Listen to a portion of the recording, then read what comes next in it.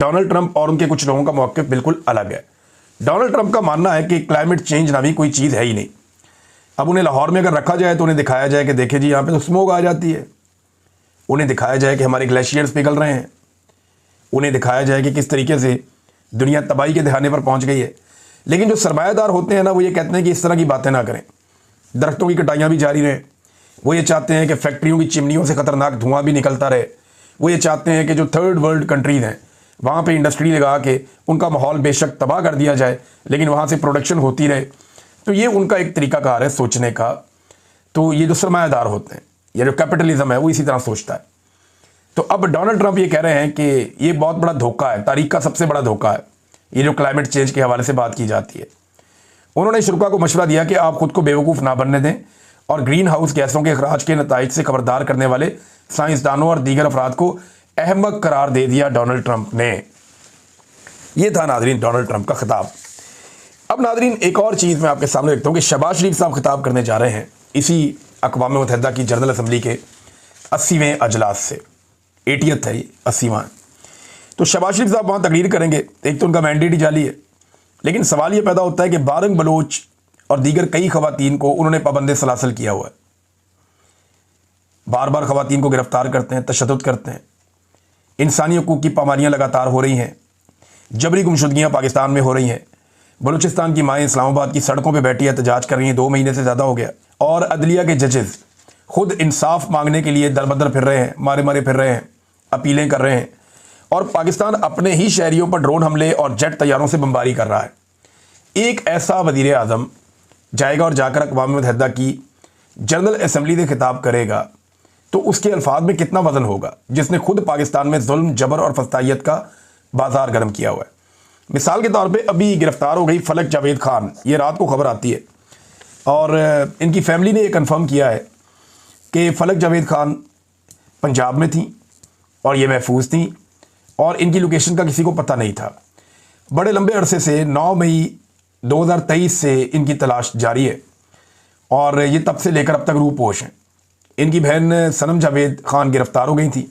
उन्होंने बहुत लंबी अरसा जेलों में काटा। उन पर एक के बाद एक मुकदमा दर्ज किया गया, लेकिन बड़ी जुर्रत और बहादुरी के साथ सनम जावेद खान ने वो तकालीफ बर्दाश्त की जो मर्द भी बर्दाश्त नहीं कर पाते। और अब उनकी बहन जो है उन्हें गिरफ़्तार कर दिया गया।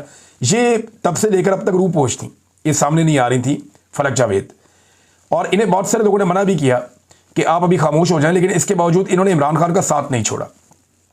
ये अपनी पॉलिटिकल कमेंट्री करती रहती थी और अपनी पॉलिटिकल ओपिनियन देती रहती थी और उसमें कुछ चीज़ों से आप इत्तफाक कर सकते हैं, इख्तलाफ कर सकते हैं, लेकिन इन लोगों ने बड़ी तकालीफ बर्दाश्त की है। इनकी करैक्टर असैसिनेशन भी बहुत ज़्यादा की गई है।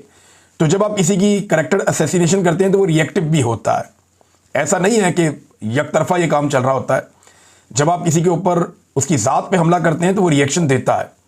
लेकिन फलक जावेद खान ने बड़े लंबे अरसे तक रूपोश रहकर इमरान खान का साथ नहीं छोड़ा, बल्कि वो लगातार बहुत सारे पाकिस्तान तहरीक इंसाफ के लोग जो लीडर्स हैं वो बातें नहीं कर पाए जो फलक जावेद वो बातें करती रहती थी और वो खुलकर बोलती थी एस्टेब्लिशमेंट के ख़िलाफ़, इदारों के ख़िलाफ़। यानी जहाँ पे इदारे गलती करते हैं या उनकी गलत पॉलिसी है तो एस्टेब्लिशमेंट और इदारों की गलत पॉलिसियों के खिलाफ। ये कहना गलत है कि वो एस्टेब्लिशमेंट के खिलाफ है या इदारों के खिलाफ है। इदारों के खिलाफ तो कोई भी नहीं होगा, हम तो उसको टैक्स देते हैं इदारों को।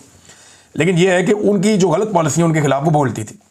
अभी वो पंजाब से इस्लामाबाद पहुंची और वहाँ पे वो किसी एक फ्लैट में उन्होंने क़याम किया था। तो उन्होंने अपनी बहन से रब्ता करके बताया जी कि मुझे उठाने के लिए नामालूम अफराद आ गए।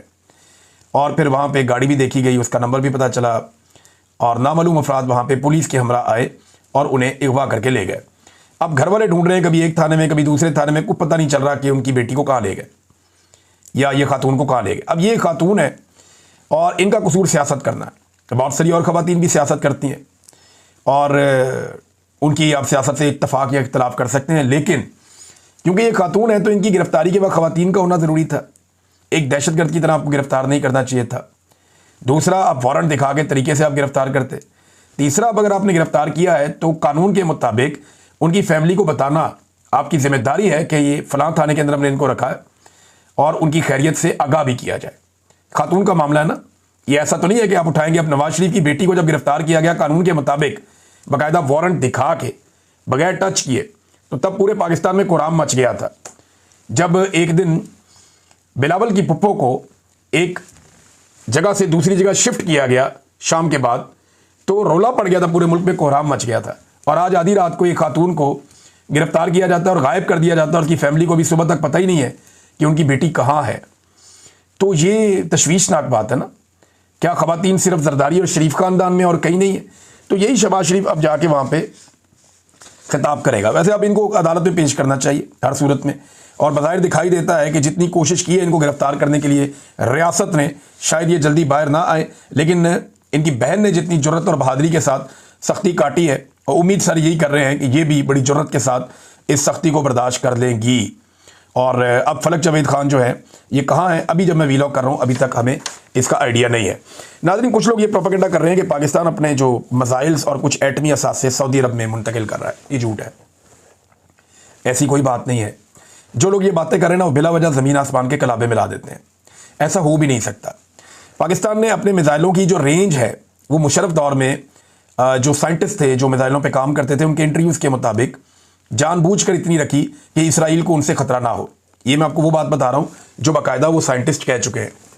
तो अगर पाकिस्तान अपने मिसाइल ले जाके सऊदी अरब में रखेगा तो ये ऐसी चीज़ तो नहीं है कि आप एक ब्रीफकेस में डाल के ले जाएंगे, ऐसा तो नहीं है। तो इस किस्म की अफवाहें फैलाई जा रही हैं जो गलत हैं। ऐसा कुछ नहीं है। ना हमारे मिसाइल सऊदी अरब जा रहे हैं, ना हमारे एटमी असासे सऊदी अरब जा रहे हैं, और ना कोई ऐसी चीज़ हो सकती है। क्योंकि इसराइल को खतरा हो ये अमेरिका